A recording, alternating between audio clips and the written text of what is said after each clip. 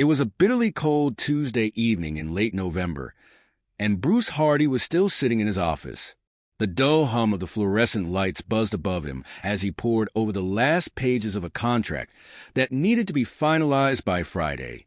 Normally, Bruce wasn't one to procrastinate, but lately, his motivation was as thin as the frost coating the windows. He sighed, stacking the documents into a neat pile and sliding them into the sleek mahogany cabinet behind his desk. After locking the drawer, he leaned back in his chair and ran a hand through his thinning blonde hair. At 38, Bruce was the type of guy who tried to present himself as more successful than he truly was. His tailored suits were a little too expensive for his income, and his perfectly combed hair didn't hide the fact that it was receding faster than his career prospects. Tonight, though, his mind wasn't on work or even his family.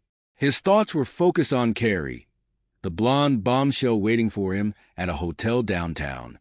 She wasn't his wife, Bridget.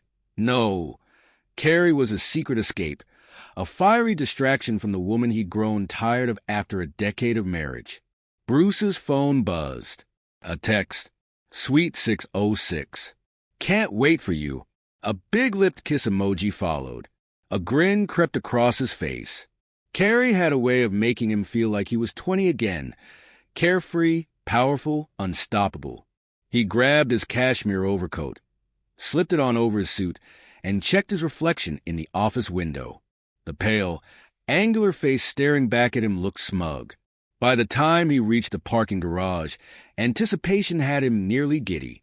He strolled leisurely toward his car, thoughts already in the hotel room.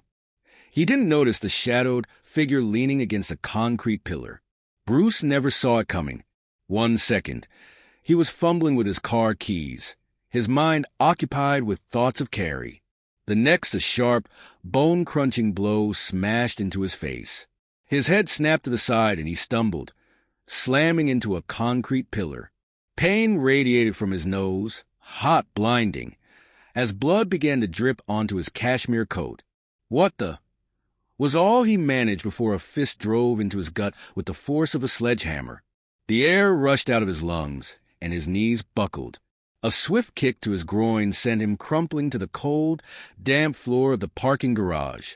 The world spun, the dim overhead lights blurring into streaks through the haze of pain. He could just make out the shape of his attacker. A man about 6 feet tall, broad-shouldered, wearing a dark wool coat and leather gloves. The guy looked like he belonged in a mob movie, not lurking in a corporate parking garage. Bruce tried to speak, but his words came out as a garbled moan. "Shoo," the man said, crouching down beside him. His voice was calm, almost friendly. "Don't try to talk just yet. You've got a lot of blood running down your face, and it's not a good look for you. But don't worry, I'm here to help in a way." The man gave Bruce a hard slap across the face, snapping him into sharper awareness. "Wake up, Bruce. We need to have a little chat." Bruce blinked up at him, dazed and terrified. Who are you?" The man tilted his head, as though he was genuinely considering the question. "Who am I? Well, let's just say I'm a guy who knows a lot about you. Your job, your family, your dirty little secret." He gave a rueful smile. "And most importantly, I know about Carrie." Bruce's stomach churned. He felt the bile rising as the words sank in. "Oh, yeah," the man continued, his tone turning sharp. "You thought you were pretty slick, didn't you? Sneaking around behind your wife's back, meeting your girlfriend at hotels. You felt like James Bond, huh?" Bruce coughed, but the man cut him off with another slap. "No, you don't talk. Not yet. This is my show, Bruce, and I'm the one asking the questions." The man grabbed Bruce by the lapels of his coat, hauling him up until they were face to face. Bruce could smell the leather of his gloves and something faintly metallic, maybe blood, maybe something worse. "Do you know who I am?" the man asked, his voice dangerously low. Bruce shook his head weakly. The man leaned in closer, his eyes dark and unrelenting. "I'm Jack. Jack Hogan." A cold shiver ran down Bruce's spine. The name hit him like a freight train. He had heard Carrie mention her husband before, but it was always in passing, as if Jack was some distant, inconsequential figure in her life. Now, staring into Jack Hogan's eyes, Bruce realized how terribly he'd underestimated the man. Jack smirked at Bruce's expression. There it is. The look of a man who knows he's screwed. He released his grip on Bruce's coat, letting him slump back against the concrete pillar. Bruce's had thudded against it, and he winced. His hand weakly wiped at the blood trickling down his face. "You look like crap, Bruce," Jack said with mock concern, pacing a few steps away before turning back. "But don't worry. It's nothing compared to what I could have done. I figured we'd keep it civil for now." Bruce tried to gather his thoughts, but his brain felt like it was swimming through molasses. It wasn't," Bruce stammered. Jack's laugh was sharp and humorless. "Don't even try to deny it. I've got everything I need. Photos, dates, times. I even know about Suite 606. That's where you were headed, right? Thought you'd play house with my wife one more time." Bruce's mouth opened, but no words came out. "Listen carefully," Jack said, crouching in front of him. His tone was calm, almost conversational, but his eyes burned with cold fury. "You've had your fun, Bruce. Now it's time for consequences. You see, I don't take kindly to some two-bit lawyer screwing my wife and thinking he can walk away without paying the price." Bruce flinched at the word screwing, his face twisting with shame. "I've done my homework on you," Jack continued, his voice dropping lower. "You work for Hamilton and Ross, right? Decent firm, good reputation. A little out of your league, maybe, but you've been skating by. And guess what? Hogan Industries," he gestured to himself with mock grandeur, "is one of your firm's biggest clients." Bruce's stomach sank. He knew exactly where this was going. "Here's the deal," Jack said, his tone hardening. "By the end of January, you're going to quit. Pack up your little desk, write your resignation letter, and disappear. I don't care where you go, as long as it's not here. Because if I see your smug face anywhere near the city after that, well, let's just say tonight will feel like a warm hug compared to what comes next." Bruce's mind raced, but every avenue of escape felt blocked. He could lose his job, his reputation, everything he'd worked for. Why are you doing this?" Bruce managed to croak. Jack's smile returned, sharp and cruel. "Because it's personal, Bruce. You didn't just screw some random woman. You screwed my wife. And while I'm stuck dealing with the fallout of her betrayal, I figured you could share in the misery. Fair's fair, right?" Bruce said nothing, his face pale and clammy.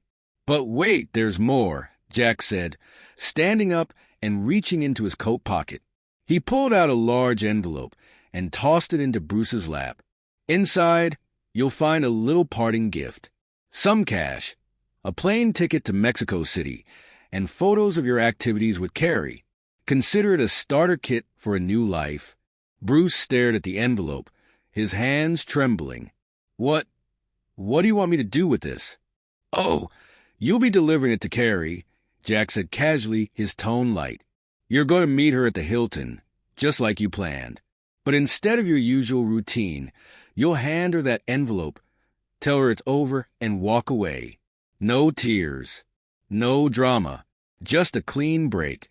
Bruce's heart pounded in his chest. "And if I don't?" he asked, though his voice lacked any real defiance. Jack leaned in close, his smile gone, his voice low and menacing. "If you don't, I'll make sure every person in your life, your boss, your wife, your kids, sees what you've been up to. And trust me, Bruce, I've got the receipts." The weight of Jack's threat pressed down on Bruce like a ton of bricks. He nodded weakly, too broken to argue. "Good," Jack said, straightening up. "Now, go clean yourself up. You've got a date to cancel with that woman." With that, Jack turned and strode toward the elevator, leaving Bruce slumped on the cold floor, bleeding, broken, and utterly defeated. Bruce sat in his car for what felt like an eternity, staring blankly at the steering wheel. His face throbbed, his nose still dripping blood despite the tissue stuffed into one nostril. His head pounded, and it wasn't just from the physical beating. It was the weight of everything Jack had said, the weight of everything Bruce now had to do. He didn't want to go to the Hilton, he didn't want to see Carrie, but Jack's threats left him no choice. With trembling hands, Bruce started the car and drove downtown.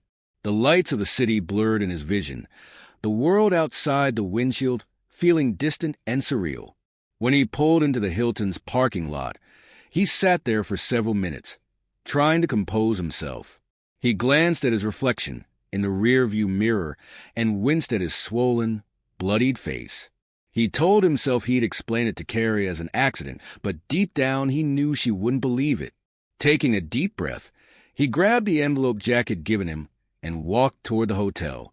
When he knocked weakly on the door of Suite 606, Carrie opened it almost immediately, her face lighting up.